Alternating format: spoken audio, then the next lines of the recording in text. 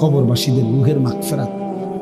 আরে ভাইয়া, একবার চোখ বন্ধ করে 1 সেকেন্ড ভাবেন, আজ আমরা যাদের রুহের মাগফিরাত কামনা করলাম, এই 20 বছরের ব্যবধানে, 30 বছরের ব্যবধানে, 10 বছরের ব্যবধানে, 50 বছরের ব্যবধানে, আবার এর পরের লোকেরা আমাদের রুহের মাগফিরাত কামনা।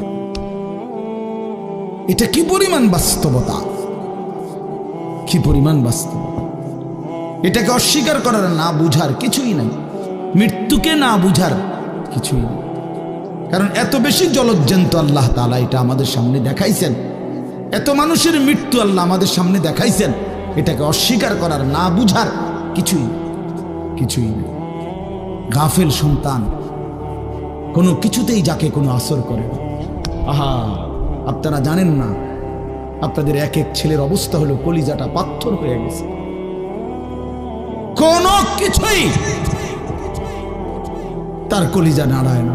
এত শক্ত জানোয়ার যে খোদার 365 দিনে কোনো দিন ফজরের নামাজ পড়ে না, একদিনও না। মানুষের বাচ্চা এত বড় জানোয়ার হয় কেন? আরে তুই কোন মানুষের বাচ্চা? তুই কোন মার দুধ খাইলি? নাফরমান! কেমনে মানুষ হইলি? এটা কি ধরনের মানুষ? একদিনও নামাজ পড়ে? ছি ছি ছি ছি ছি! মুসলমানের বাচ্চা এত বড় জানোয়ার হয় কেমনে?